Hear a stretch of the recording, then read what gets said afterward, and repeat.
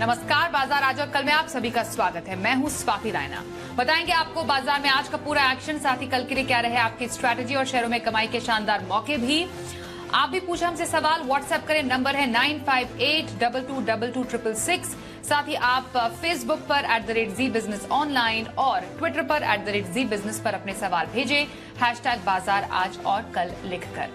और आपकी कल की तैयारी कराने के लिए जी बिजनेस के मैनेजिंग एडिटर अनिल सिंघवी से हम जानेंगे कल के बाजार पर स्ट्रैटेजी, और साथ ही एक और खास मेहमान परिचय करा दें। सेठी फिनमार्ट के एमडी विकास सेठी हमारे साथ हैं। विकास जी, स्वागत करते हैं हम आपका आज के इस शो में। और बाजार का हाल सबसे पहले बता दें अपने दर्शकों को, तो आरबीआई की मॉनेटरी पॉलिसी का दिन आज रहा। दरों में एक बार फिर से बढ़ोतरी की गई और बाजार ने रिएक्ट भी किया। गिरावट के साथ बाजार बंद हुए। कारोबार के अंत में निफ्टी 82 अंक फिसलकर 18,600 के नीचे बंद हुआ। सेंसेक्स में 216 अंकों की गिरावट दिखी। बैंक निफ्टी 40 अंक फिसलकर 43,093 के लेवल पर आज हुआ बंद। और आइए अब एडिटर्स टेक में जी बिजनेस के मैनेजिंग एडिटर अनिल सिंघवी से समझते हैं कि आज बाजार में लगातार तीसरे दिन ये गिरावट क्यों देखी गई। भारतीय बाजारों में लगातार तीसरे दिन आज भी कमजोरी का रहा रुझान, और इस कमजोरी की वजह थी दो। पहला, ग्लोबल मार्केट्स, यानी कि अमेरिका में कल फिर से एक कमजोर ट्रेडिंग सेशन रहा, तो उससे सुबह थोड़ा मूड खराब था, लेकिन फिर भी डाउ फ्यूचर्स ऊपर होने की वजह से हमारे बाजार ज्यादा कमजोरी के साथ खुले नहीं, एकदम शांत खुले। शांत खुलने के पीछे एक वजह और भी थी, कच्चा तेल $80 के नीचे। हालांकि एफआईएस की बिकवाली का प्रेशर थोड़ा सा बढ़ रहा है, लेकिन उसके बावजूद भारतीय बाजार थोड़ा एकदम स्टेबल होके खुले, और उसकी वजह यह थी कि आज आने वाली थी आरबीआई की पॉलिसी। अच्छा, पॉलिसी में जाते जाते और पॉलिसी में ब्याज दरों का जो ऐलान हुआ 0.35%, यानी कि 35 बेसिस पॉइंट का उम्मीद के मुताबिक, तो बाजार मजबूत भी हो गए, अच्छे भी हो गए। लेकिन जैसे ही गवर्नर साहब ने पॉलिसी खत्म की, भाषण खत्म किया, उसके बाद बाजार जोर से गिरकर निफ्टी एक बार 18,600 को तोड़कर नीचे आया, उसके आसपास फिर वक्त बिताया। बैंक निफ्टी 43,000 के नीचे आया, उसके बाद 43,000 के आसपास वक्त बिताया। बंद होते होते डाउ फ्यूचर्स जो 50-60 पॉइंट ऊपर थे, वो 50 पॉइंट नीचे हो गए, और उसका असर भारतीय बाजारों में आखिरी आधे घंटे में आया। निफ्टी ने 18,600 के नीचे क्लोजिंग दी, 18,560 के आसपास हल्के नुकसान के साथ। बैंक निफ्टी फिर भी बेहतर क्लोजिंग देने में कामयाब रहा, 43,100 के आसपास की क्लोजिंग बुरी नहीं कही जाएगी। सो ओवरऑल आप कह सकते हैं कि थोड़ा कमजोरी वाला माहौल इसलिए बना कि ग्लोबल मार्केट्स का सपोर्ट कम था, डाउ फ्यूचर्स नीचे थे, पॉलिसी में मजा नहीं आया, एफआईएस की बिकवाली थोड़ी है ही, और रुपया वोलेटाइल होकर थोड़ी सी कमजोरी का ट्रेंड दिखा रहा है। और यही वजह थी कि आज बाजारों में आज उतार चढ़ाव के बीच क्लोजिंग कमजोर ही होती नजर आई। चलिए, तो आज के बाजार पर राय ली हमने। अब हमारे आज के एक्सपर्ट विकास सेठी जी के पास भी चल लेते हैं। विकास जी, बाजार में लगातार तीसरे दिन हमने दबाव देखा है, आरबीआई की पॉलिसी भी आई, वजह भी हमने समझी कि हाँ, बाजार में गिरावट की बड़ी वजहें क्या रही हैं अनिल जी से। अब क्या आप रेस्ट ऑफ द वीक के लिए, क्योंकि अब तो कल एक्सपायरी का दिन है, फिर शुक्रवार है, क्या एक्सपेक्ट करें बाजार के मूवमेंट से अब? नहीं, बिल्कुल स्वाति, पिछले 3 दिनों से हमने बाजार में एक अच्छी खासी गिरावट देखी, और एफआईएस के भी लगातार सेलिंग के आंकड़े आ रहे हैं, और फिर इंटरनेशनल क्यूज भी नेगेटिव थे। बट आज हमारे यहाँ एक अहम इवेंट जो आरबीआई की क्रेडिट पॉलिसी थी वो निकल गया है, और अब फेड की पॉलिसी का इंतजार है जो 14 तारीख को आने वाली है, जिसमें रेट हाइक माना जा रहा है कि 50 बेसिस पॉइंट की रेट हाइक आएगी। बट मुझे लगता है इन 3 दिनों की अच्छी खासी गिरावट के बाद अब बाजार वापिस से संभलने चाहिए। हालांकि हमारे बाजार निफ्टी के लेवल्स पे या सेंसेक्स के लेवल्स पे 3 दिनों में जरूर गिरे हैं, बट जो एक्चुअल एक्शन है वो मिड कैप, स्मॉल कैप्स या ब्रॉडर मार्केट में है, वहां पे stock specific, sector specific rally अभी भी दिखाई दे रही है। तो मैं तो बाजार पे बुलिश हूं, और मुझे लगता है ये जो गिरावट आ रही है ये खरीदारी करने का मौका है। आने वाले वीक में हम अच्छी खासी एक तेजी देखनी चाहिए। तो I am bullish on the markets and would advise investors to be buying into good quality stocks during this fall. Okay, तो अच्छे स्टॉक में खरीदारी करने का मौका और स्टॉक स्पेसिफिक एक्शन ही समझे विकास जी आपसे। तो हफ्ते भर का नजरिया किसी को रखना हो तो पोजिशनल खरीदारी कहां पर रखने की सलाह रहेगी आपकी? बिल्कुल स्वाति, मुझे लगता है करंट लेवल्स पे गुजरात अंबुजा सीमेंट आजकल नाम हो गया, उसमें खरीदारी करनी चाहिए। आज 582 के लेवल्स पे बंद हुआ है। मुझे लगता है सीमेंट सेक्टर अच्छा करेगा। यहाँ से एक तो बजट तक ये सेक्टर वैसे भी अच्छा रहता है, बिकॉज सरकार का डेफिनेटली इंफ्रास्ट्रक्चर पे, हाउसिंग पे, रियल एस्टेट पे फोकस रहने वाला है, तो उसको देखते हुए सीमेंट सेक्टर अच्छा करता है। और बाकी अंबुजा सीमेंट में टेक्निकली भी काफी अच्छी स्ट्रेंथ दिखाई दे रही है। आज के भी खराब बाजार में या फिर पिछले 2-3 दिनों के भी जो वीक मार्केट है, ये स्टॉक अपनी स्ट्रेंथ या रेजिलियंस दिखा रहा है। मुझे लगता है ये स्टॉक यहाँ से अच्छा कर सकता है, तो पोजिशनली इसमें खरीदारी करने की सलाह है। 610 का मेरा टारगेट है और 565 रुपए का स्टॉप लॉस रखना है। ओके, अंबुजा सीमेंट पोजिशनल खरीदारी करने की सलाह विकास सेठी जी की तरफ से आ रही है। और लॉन्ग टर्म व्यू के लिए कौन सा स्टॉक है आपकी पसंद सर? हाँ बिल्कुल स्वाति, लॉन्ग टर्म के लिए अगर किसी को खरीदारी करनी है तो करंट लेवल्स पे मुझे लगता है सेरा सैनिटरी वेयर एक बहुत ही जबरदस्त कंपनी है। 5340 के लेवल पे आज ये स्टॉक बंद हुआ है। भारत की एक लीडिंग सैनिटरी वेयर बनाने वाली कंपनी है, जिसके जबरदस्त ब्रांड्स है, एक पूरी पैन इंडिया डिस्ट्रीब्यूशन नेटवर्क है, पैन इंडिया प्रेजेंस है। और फिर जैसे मैं बात कर रहा था, सरकार की जो फोकस है इस बजट में रहने वाला है, या फिर ऐसे भी रहता है इलेक्शन ईयर आने वाला है, तो हाउसिंग पे, रियल एस्टेट पे, इंफ्रास्ट्रक्चर पे मुझे लगता है ये जो कंपनियां हैं जो रियल एस्टेट को कैटर करती है, ये अच्छा करेंगी। और यहाँ पे ये दमदार फाइनेंशियल्स वाली कंपनी है, जिसके डेट लेवल्स काफी कम है, रिटर्न रेशियोज बहुत अच्छे हैं, क्वार्टर ऑन क्वार्टर अच्छे नतीजे आते हैं और स्टॉक अपने हाइट से अच्छा खासा पिटा हुआ है। तो मुझे लगता है इन लेवल्स पे इस स्टॉक में खरीदारी करें। 9 से 12 महीने में मेरा इस स्टॉक में 6,750 रुपए का टारगेट है। साल भर तक के नजरिए के लिए सेरा सैनिटरी वेयर में खरीदारी की सलाह यहां पर विकास सेठी जी की तरफ से आ रही है। आइए अब कुछ दर्शकों से जानते हैं उनका स्टॉक स्पेसिफिक सवाल। बीड से प्रकाश राठौड़ हमारे साथ है। प्रकाश जी, बहुत स्वागत है आपका, बताइए क्या सवाल है आपका? Good evening ma'am. Actually madam मैंने जायडस का शेयर्स लिया है, 200 क्वांटिटी है। हेलो 200 जी सुन पा रहे हैं। हाँ, 400 रुपए के भाव से लिया हुआ है और करंट मार्केट प्राइस है 405 रुपया। तो इस स्टॉक में हम बने रहे या एग्जिट हो जाए? ओके, आज तो गिरावट के साथ जायडस लाइफ साइंस की क्लोजिंग भी हुई। हाँ बिल्कुल बिल्कुल, एब्सोल्युटली। क्या करें ये इन्हें हालांकि कुछ मुनाफा जरूर है विकास जी, पर अभी क्या स्ट्रैटेजी रखने की सलाह रहेगी?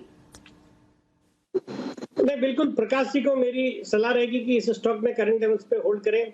वैसे तो इन्होंने जिस लेवल से लिया वहां से हल्का फुल्का मुनाफा बैठा हुआ है, या फिर अपने करंट लेवल्स के आसपास ही इन्होंने खरीदारी करी है।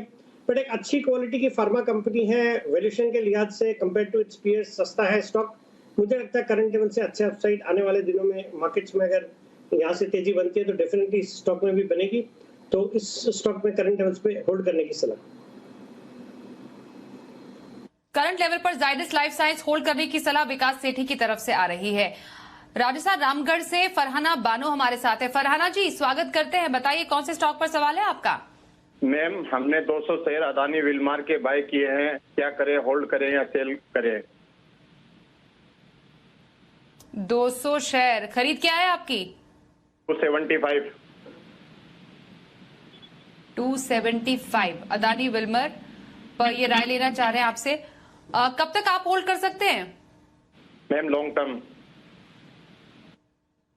आप तो अच्छे मुनाफे में, 275 आपकी खरीद है, 652 के करीब अदानी विल्मर की क्लोजिंग हुई है। लॉन्ग टर्म के लिए क्या सलाह देंगे इन्हें अदानी विल्मर पर विकास जी? बने देखिए स्वाति, अदानी ग्रुप के स्टॉक्स के वैल्यूएशन तो काफी एक्सपेंसिव है, और वैसे ही इस स्टॉक के भी वैल्यूएशंस के लिहाज से तो काफी स्टॉक एक्सपेंसिव नजर आता है। बट निवेशक ने एक बहुत अच्छे लेवल्स पे इस पे एंट्री करी है और वहां से 2 गुना या 2.5 गुना इनका स्टॉक हो चुका है। तो मुझे लगता है करंट लेवल्स पे पार्शियल प्रॉफिट बुकिंग करेंगे तो ज्यादा अच्छा रहेगा। बाकी यहाँ से भी आगे अपसाइड आ सकते हैं, बिकॉज इन सब स्टॉक्स में वैल्यूएशन थोड़े एग्जैजरेटेड है और वो रहते भी हैं। तो मुझे लगता है बट अच्छी क्वालिटी की कंपनी है, एफएमसीजी स्पेस की कंपनी है, मुझे लगता है यहाँ से अच्छा अपसाइड आने वाले दिनों में देखे जा सकते हैं। But purely on valuation parameters stock expensive लगता है, इसलिए आज से मैं कहूंगा आप पार्शियल प्रॉफिट बुकिंग करें, मतलब आधी क्वांटिटी बेच सकते हैं, प्रॉफिट बुक कर सकते हैं। ओके, आधी क्वांटिटी बेच सकते हैं अदानी विल्मर में, ये सलाह आपके लिए आ रही है विकास सेठी जी की तरफ से। लोनावला से रेणुका भागवत से बात करते हैं। रेणुका जी, स्वागत करते हैं आपका, बताइए आपका क्या सवाल है? हेलो, हाँ मैम, मैंने JSW एनर्जी के 200 शेयर खरीदे हैं, प्राइस 230 है 1 साल के लिए। ओके, तो यही एक साल के लिए जेएसडब्ल्यू स्टील 230 की खरीद, 304 पर जेएसडब्ल्यू स्टील का भाव फिलहाल 14,000 से ऊपर के मुनाफे में ये है। एक साल के नजरिए के लिए जेएसडब्ल्यू एनर्जी कैसा लग रहा है आपको सर? नहीं, बिल्कुल स्वाति, देखिए अच्छे स्टॉक में इन्होंने निवेश किया, अच्छे लेवल्स पे लिया है, वहां से अच्छे मुनाफे पे बैठे हैं, बट मुझे लगता है यहाँ से भी अच्छे अपसाइड आने चाहिए। स्टॉक में हाल ही में एक अच्छा खासा करेक्शन हुआ है, 370 ऑड के लेवल से ये स्टॉक अब 304 के लेवल पे अवेलेबल है, बट मुझे लगता है पावर स्टॉक्स अच्छा करेंगे आने वाले, अगर किसी का 9 महीने 12 महीने का नजरिया है तो यहाँ से अच्छे अपसाइड आनी चाहिए। And JSW Energy is a good stock to own from the power space. मुझे लगता है करंट लेवल्स पे होल्ड करना चाहिए। ओके, तो जेएसडब्ल्यू एनर्जी होल्ड करने की सलाह आ रही है विकास सेठी की आपको। उत्तर प्रदेश से सचिन चौहान हमारे साथ है। सचिन जी, स्वागत करते हैं, बताइए कौन से स्टॉक पर सवाल है आपका? नमस्कार मैम। नमस्कार जी। मेरे पास जीवन फाइनेंस स्मॉल बैंक के 700 शेयर है 26 रुपए के हिसाब से। मुझे 5 या 10 साल के लिए होल्ड रखना है, तो नेक्स्ट टारगेट क्या होगा इसमें? ओके, 5 से 10 साल का नजरिया। ओके, काफी लॉन्ग टर्म का नजरिया आपका उज्जीवन स्मॉल फाइनेंस पर। कुछ मुनाफा भी है। अगला टारगेट क्या हो सकता है? 30 का भाव है अभी, आपकी खरीद है 26 की। सर बताइए, उज्जीवन स्मॉल फाइनेंस बैंक 10 साल का नजरिया कैसा लग रहा है आपको? देखिए स्वाति, स्टॉक तो वैसे एक रीजनेबली प्राइस्ड स्टॉक है, बट अगर किसी को 10 साल के लिए निवेश करना है तो I would not bet on Ujjivan finance. मुझे लगता है अगर आपको बैंकिंग स्टॉक्स में रहना है तो the likes of ICICI bank, HDFC bank, जो एक कंटिन्यूअस और एक कंसिस्टेंट कंपाउंडर रहते हैं, तो उनमें अगर 5-10 साल के लिए निवेश करेंगे तो ज्यादा अच्छा रहेगा। वैसे ये स्टॉक भी बुरा नहीं है, बट अगर आपको चैन की नींद सोना है तो मुझे लगता है एचडीएफसी बैंक, आईसीआईसीआई बैंक, इस तरह के स्टॉक में निवेश करेंगे तो ज्यादा अच्छा रहेगा। ओके, लंबे अवधि के नजरिए के लिए जो बड़े बैंक है, आईसीआईसीआई हो गया, एचडीएफसी बैंक है, उनकी तरफ आप देख सकते हैं। ये राय आपके लिए आ रही है हमारे आज के एक्सपर्ट की तरफ से। आइए अब अगला सवाल लेते हैं। हमारे पास व्हाट्सएप पर सवाल आ रहा है कोलकाता से शांतनु चक्रवर्ती साहब का। डीएलएफ है इनके पास, 840 शेयर इन्होंने ले रखे हैं और खरीद है इनकी इस पर 404 की। रियल्टी शेयरों में खास तौर पर आरबीआई की पॉलिसी के बाद हमने देखा काफी ज्यादा गिरावट देखी गई। हालांकि डीएलएफ में इनकी खरीद 404 की है। इनकी खरीद के हिसाब से फिलहाल डीएलएफ जो है ऊंचा ही बंद हुआ, इनको फायदा भी है। तो डीएलएफ में फिलहाल ये स्ट्रैटेजी क्या रखे सर? नहीं, डीएलएफ भी मुझे लगता है with in the real estate space एक अच्छा स्टॉक है और इसमें बने रहने की सलाह रहेगी। आज हालांकि पूरा सेक्टर थोड़ा वीक था बिकॉज आरबीआई की क्रेडिट पॉलिसी में जो 0.35% की रेट हाइक आई है, तो उसका एक असर देखने को मिला कि होम लोन्स की दरें बढ़ेगी तो उससे असर पड़ता है। बट एक क्वालिटी कंपनी है और वैल्यूएशन के लिहाज से भी अब ठीक लगता है। बैलेंस शीट को भी इन्होंने काफी सुधारा है पिछले 3-4 सालों में। मुझे लगता है DLF would be a good long term back, तो होल्ड करने की सलाह रहेगी। होल्ड करें डीएलएफ, सलाह आ रही है विकास जी की तरफ से। गुजरात से विमल पटेल बायोकॉन पर सवाल पूछ रहे हैं। 1000 शेयर इनके पास है जिस पर इनकी खरीद है 287 की। बायोकॉन पर ये जानना चाह रहे हैं कि फिलहाल अपनी इस खरीद भाव के हिसाब से इन्हें स्ट्रैटेजी क्या रखनी चाहिए। तो विमल पटेल साहब को बायोकॉन पर क्या सलाह देंगे सर, क्योंकि 11,000 के नुकसान पर फिलहाल है अभी ये? देखिए स्वाति, ये स्टॉक परफॉर्म नहीं करता है, मतलब लोगों को पैसे नहीं बना के दिए हैं। मैं तो कई महीनों सालों से देख रहा हूँ इन्हीं लेवल्स के आसपास घूमता रहता है। बाजार में एल्सवेयर अपॉर्चुनिटीज बहुत है, तो उसके लिहाज से मुझे लगता है कोई भी उछाल आती है इनके प्राइस के, कॉस्ट प्राइस के आसपास ये स्टॉक आता है, मुझे लगता है एग्जिट करें। और दूसरे किसी अच्छी क्वालिटी की, हालांकि इसकी भी क्वालिटी कंपनी है, बट फार्मा स्टॉक्स और with in the pharma sector ये एक अंडर परफॉर्मर रहा है, तो इससे एग्जिट करने की सलाह रहेगी और ऑल्टरनेट अपॉर्चुनिटीज में निवेश करने की सलाह रहेगी। कल के बाजार के लिए क्या करें, खास तैयारी और बाजार के लिए अहम संकेत समझते हैं अनिल जी से। जहां तक कल के ट्रेडिंग सेशन का सवाल है, 2-3 चीजें बड़ी अहम है। पहले अपनी वाली बता दूं। 1, कल वायदा कारोबार की वीकली एक्सपायरी है। 2, कल सुबह सुबह गुजरात और हिमाचल प्रदेश के चुनावों के नतीजों का रुझान और फाइनल रिजल्ट दिन में आने लग जाएंगे, वो बड़ा एक ट्रिगर होगा। 3, कच्चा तेल नीचे तो है ही, कोई दिक्कत की बात नहीं, लेकिन चौथा ट्रिगर हमारे बाजारों में एफआईज की तरफ से बिकवाली का प्रेशर जो बनना शुरू हुआ है, ये कम होता है या बढ़ता है, ये देखना होगा। पांचवा ट्रिगर, वीकली एक्सपायरी के दिन हल्के होते बाजार, पुट कॉल रेशियो पर काफी लाइट कंफर्टेबल हो चुके हैं, ये पांचवा ट्रिगर है। लेकिन शुरुआत तो हम करेंगे ग्लोबल मार्केट्स के ट्रिगर के साथ।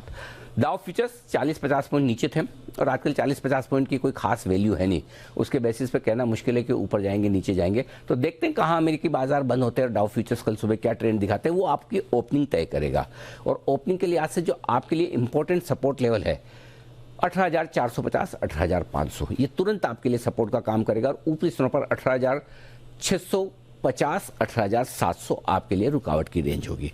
बैंक निफ्टी नीचे की तरफ जो सपोर्ट मिलेगा बैंक निफ्टी पर वो मिलेगा 42,775 से 42,925, ये 150 पॉइंट की रेंज है मजबूत सपोर्ट। और ऊपरी स्तरों पर 42,225 से 42,375, ये 150 पॉइंट की रेंज रुकावट का काम करेगी। इन पर आपको रखनी है नजर। जैसे जैसे इलेक्शन के नतीजे आते जाएंगे बाजार हल्का फुल्का रिएक्शन उन पर देने की कोशिश करेगा, ज़्यादा नहीं होगा। विधानसभा चुनाव है, नतीजे ज़्यादातर बाजार ने एग्जिट पोल के मुताबिक डाइजेस्ट कर ही रखे हैं, कोई बहुत बड़ा बदलाव आया तो एक अलग बात है। अदरवाइज ग्लोबल मार्केट की टच पर हम फोकस करेंगे, देखेंगे एफआईज के डेटा किस तरह के होते हैं, देखेंगे रुपए की शुरुआत कैसे होती है। अदरवाइज ओवरऑल बाजार करेक्शन लेने के बाद इंपॉर्टेंट सपोर्ट लेवल के आसपास निफ्टी पर पहुंच रहा है जो 18,450, 18,500 है। और बैंक निफ्टी पर भी इंपॉर्टेंट सपोर्ट लेवल 42,800 के आसपास का होता है, उसके आसपास अगर आए तो फिर से आपको शॉर्ट कवरिंग और खरीदारी आती दिखेगी। कल वीकली एक्सपायरी का दिन है, थोड़ा उतार चढ़ाव भरा सेशन रह सकता है। अगर कमजोर शुरुआत हुई तो बाजार निचले स्तर से रिकवर करने की कल कोशिश करेंगे, क्योंकि थोड़े हल्के हो चुके हैं, कुछ शॉर्ट्स भी बने हैं जो एक्सपायरी के दिन कवर होते हुए आपको नजर आएंगे। और आइए अब देखते हैं कल का ऑप्शन।